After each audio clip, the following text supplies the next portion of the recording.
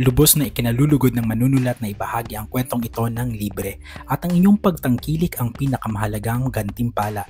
Gayunpaman kung sa tingin ninyo ay karapat-dapat ang akdang ito ng karagdagang suporta, malugod naming tatanggapin ang namang inyong maiaabot.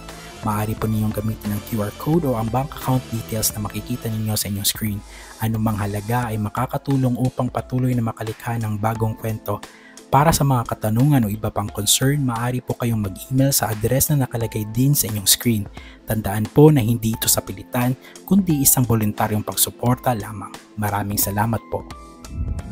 Kung nag-e-enjoy ka sa mga kwento sa channel na ito, i-click mo lang yung subscribe button sa baba. At para sure na hindi ka maiwan, i-on mo na rin ang notification bell para ikaw ang unang makakita ng bagong upload namin. Ang nilalaman ng akdang ito ay buong-buong katang-isip lamang. Lahat ng mga pangalan ng tao, lugar o pangyayaring inilarawan ay mula sa malikhaing imahinasyon ng manunulat. Kung mayroon mang pagkakahawig sa mga pangalan ng tao, lugar o insidente sa tunay na buhay, buhay man o yumao, ito ay hindi intentional at isa lamang purong nagkataon. Bago po ako magpatuloy, nais kong ipaalam na ang mga sumusunod na bahagi ng istorya ay naglalaman ng mga scenes at tema na hindi angkop para sa lahat ng nakikinig. Ang kabanatang ito ay naglalaman ng matitinding emosyon, sensitibong sitwasyon at paglalarawan ng intimacy na may temang rough o mapangangkin. Kung sa tingin ninyo ay hindi ninyo ito magugustuhan o makakapagdulot ng discomfort, malaya po kayong mag-skip sa mga bahagi o kabanata na mas komportable kayong pakinggan. Maraming salamat po sa pag-unawa. Parang nag-alarm ang buong sistema ko. Ang boundary ng business at personal ay biglang nabura sa matinding intensity. Hindi ko ito pwedeng tanggapin. Ginagamit niya ang deal ng kumpanya ko bilang leverage para sa kabaliwan niya. Kailangan ko siyang iwan agad. Mabilis akong tumayo, halos na itumba ko ang upuan ko. Hindi na ako nag-abalang pulutin ang briefcase ko. Naramdaman ko ang matinding takot na matagal nang hindi ko nararamdaman. Ang reaksyon ni Chairman Montenegro ay nakakapraning sa sobrang kalmado. Hindi siya gumalaw, hindi siya nagsalita. Tiningnan niya lang ako at ang kurba ng labi niya ay lumalawak ng bahagya. Maya-maya, Adam, alam kong gusto mong umalis, ngunit I own this place. Tinitigan niya ako at pagkatapos ay pinitik niya ang kanyang daliri. Nang marinig ko iyon, alam kong tapos na ako. Ang pinto ay agad na bumukas. Tahimik na pumasok ang dalawang malalaking lalaki na nakasuot ng suit. Dahil sa sobrang exclusive at hiwalay ang aming dining area, walang nakarinig o nakahalata sa tensyon sa loob. Lahat ay kontrolado niya. Takot na takot ako.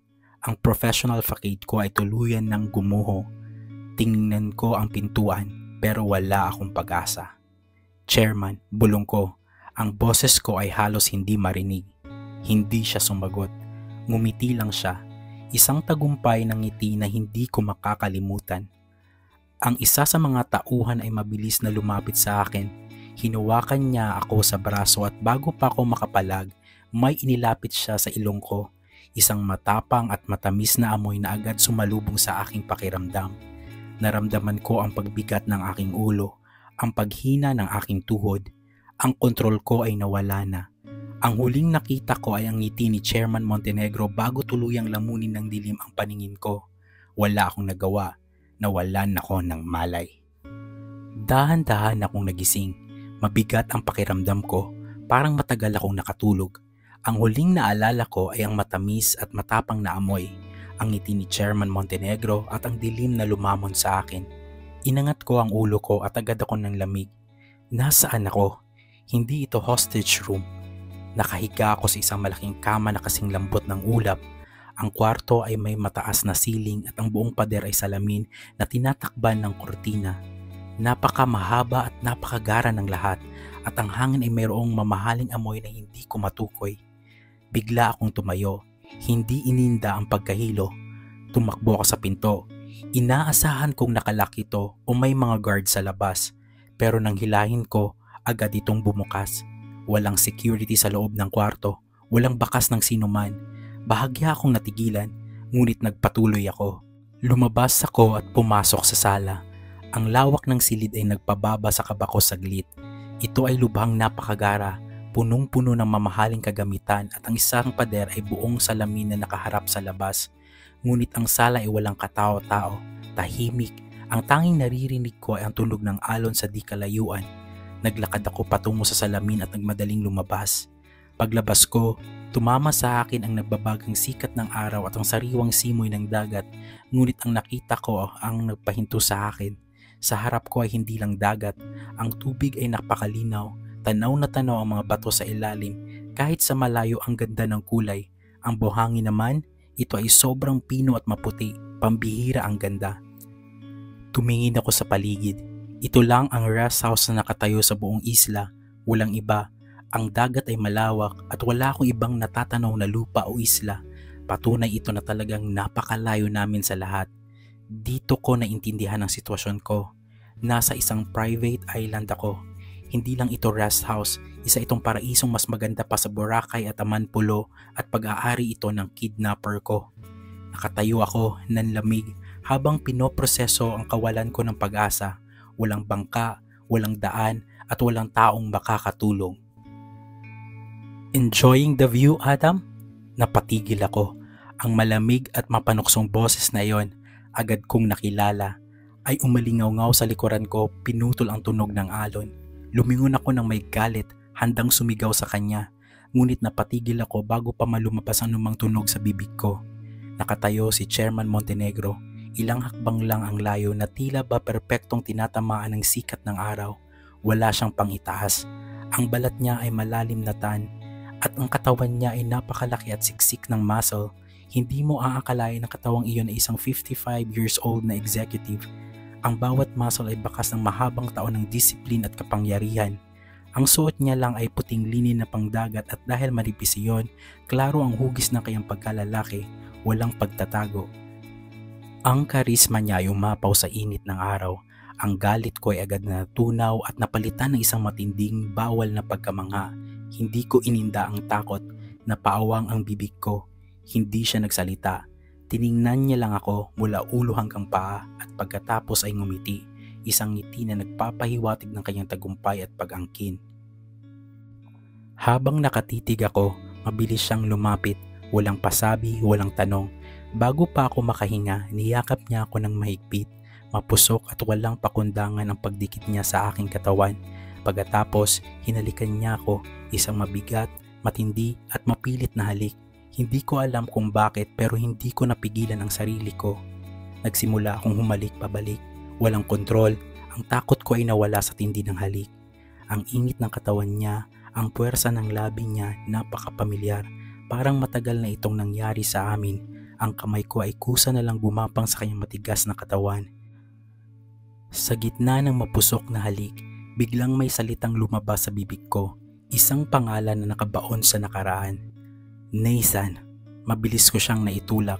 Naputol ang halik pero ang pangalan na nasabi ko ang mas nagpabalik sa akin sa aking ulira.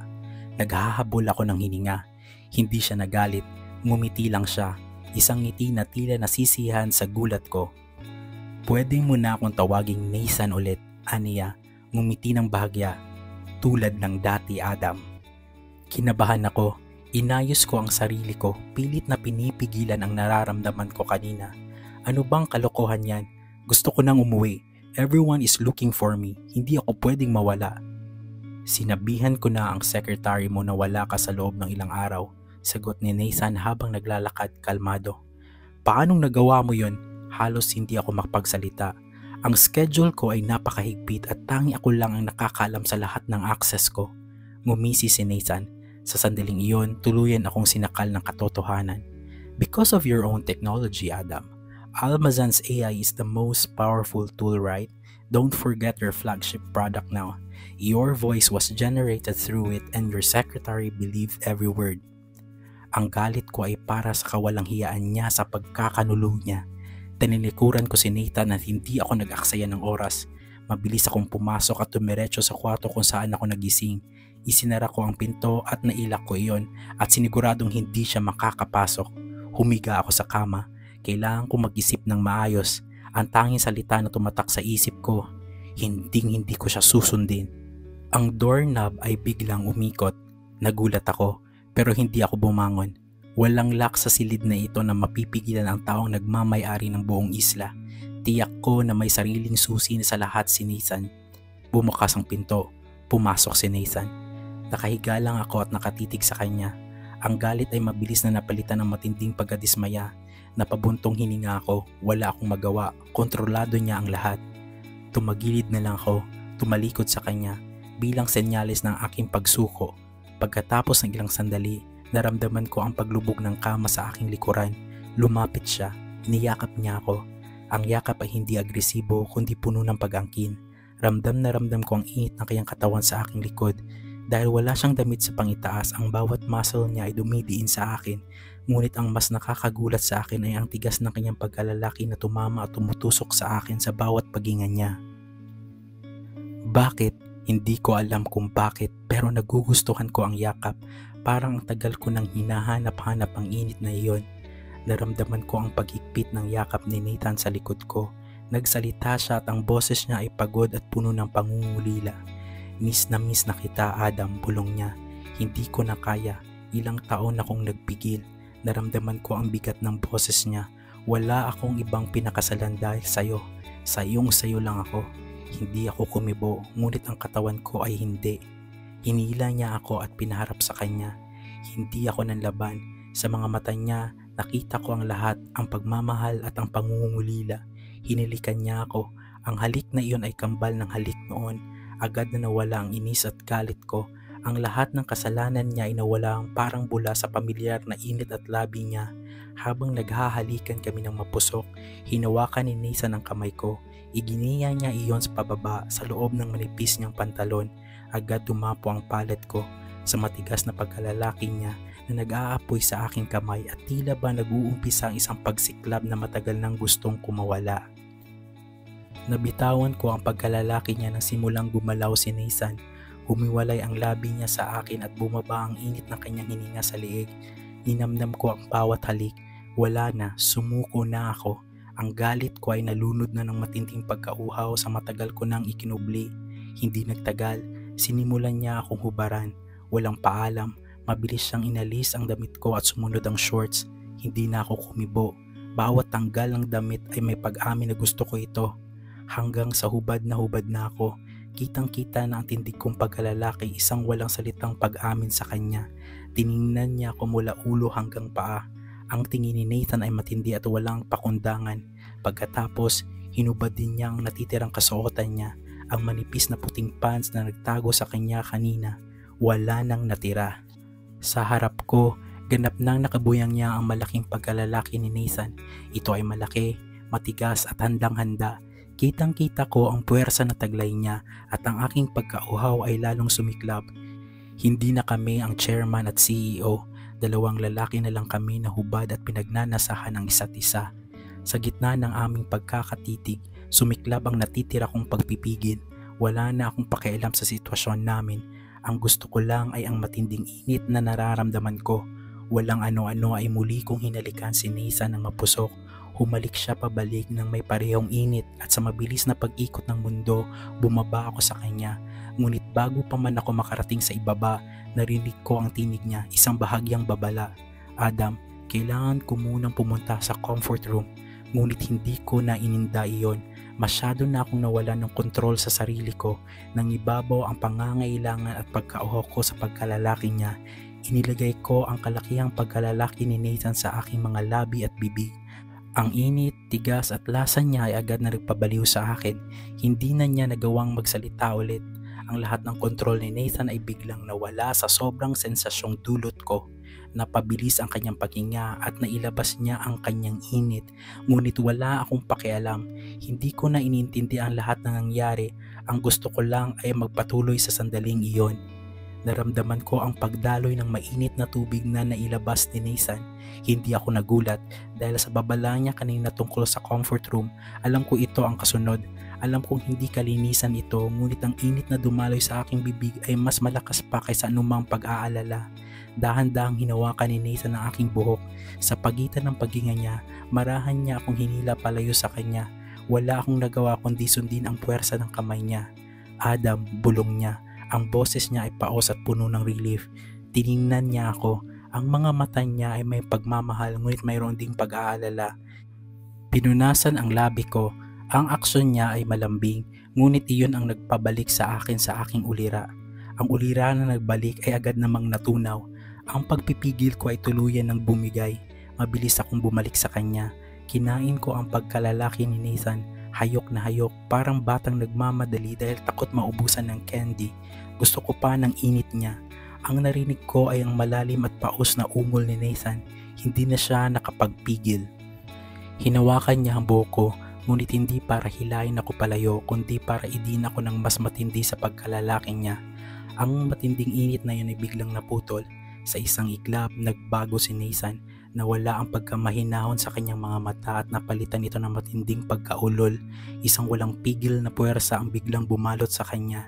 Naging marahas siya. Hindi na ako nakapag-isip. Kinaraga niya ako at biglang binalibag sa kama. Napaiktad ako sa gulat at sa lakas ng pagbagsak. Hindi niya ako hinayaan na makabawi. Nilamutak niya agad ang aking butas na hayok din at handang-handa para sa kanya. Ang init at pwersa ng kamay niya ay hindi magiliw kundi may pag-angkin. Hindi pa siya nakontento. Pinasok niya ang 4 na daliri niya na walang babala. Ang sakit at matinding sensasyon ay sabay na sumalakay sa akin. Napasigaw ako. Nathan! Ang sigaw ko hindi lang dahil sa sakit kundi dahil sa galak at sa pag-amin na wala akong kalaban-laban sa puwersa niya. Ang hininga ko ay bumilis at ang buong katawan ko ay nag-igting sa paghihintay. Ang patuloy na paglamutak ni Nathan sa loob ko ay nagdulot ng matinding pressure. Kahit hindi pa niya ako tuluyang sinisimulan, hindi ko na nakayanan. Maya-maya pa ay nalabasan ako at ang aking likido ay tumama sa mukha ni Nathan. Para bang nag-apoy ang pag-ulol niya, lalo siyang nagalit at lalong nag-init. Bigla niya akong hinalikan ng marahas na tila pinaparusahan ng aking labi. Wala akong pakialam sa sakit, ang gusto ko lang ay magpatuloy ang apoy na iyon. Habang naghahalikan kami, inalis niya ang kanyang daliri at pinasok agad ang malaki at matigas niyang pagkalalaki sa loob ko. Napasigaw na ako. Ito na ang pinakahihintay ko. Ang sigaw ko ay halo ng sakit at matinding sarap na walang kapantay. Hindi nag-aksaya ng oras si Nathan. Hindi siya nagpigil. Bumayo siya agad, kay bilis at kay lakas. Ang matindi at walang awang pagbayong iyon ay tila walang katapusan. Ang sakit ay natabunan na ng matinding sarap. Maya-maya pa, biglang nanginig si Nathan. Ang kanyang mukha ay nandilat sa tindi ng sensasyon. Sa loob ko, naramdaman ko ang pag-init. Lumabas ang katas niya sa loob ko sa gitna ng kanyang mga ungol at paghinga. Ngunit hindi pa siya tapos. Naramdaman ko ang pagtanggal niya. Bigla niya akong hinila patayo. Hinawakan niya ang ulo ko at nilapit sa kanya. Ngayon, linisan mo ko, mahal ko, utos niya. Ang boses ay paos ngunit puno ng puwersa. Isinagad niya ang kanyang pagkalalaki sa aking bibig. Wala akong nagawa. Sa gitna ng aking hininga, sinunod ko ang kanyang utos at muling inangkin ang init niya sa pamamagitan ng aking bibig. Maya-maya pa ay pinahinto na ako ni Nathan. Hinalikan niya ang aking mga labi ngunit hindi ito marahas, kundi kay tamis at malambing, parang humihingi ng tawad at nagpapasalamat. Humiga na kami, niyakap niya ako. Ang init ng kanyang katawan ay agad na bumalot sa akin. Ang hininga ko ay bumalik sa normal ngunit ang puso ko ay tumitibok ng kaibilis. Sa gitna ng katahimikan, narinig ko ang kanyang boses. Adam, okay ka lang ba? Tanong ni Nathan. Hindi ako sumagot. Niyakap ko siya ng kahigpit. Ang yakap na iyon ay ang sagot, isang pag-amin na nasaktan ako, ngunit hindi ko kayang bumitaw. Sa sandaling iyon, natalo kami ng pagod at damdamin, nakatulog kaming dalawa. Ngunit bago ako tuluyang lamunin ng dilim, hindi ko maiwasang magtanong sa sarili ko, bakit ako nagparaya? Bakit may nagsasabi sa isip ko na ibigay ang buong-buong ako sa lalaking ito kahit alam kong delikado siya at kontrolado niya ako?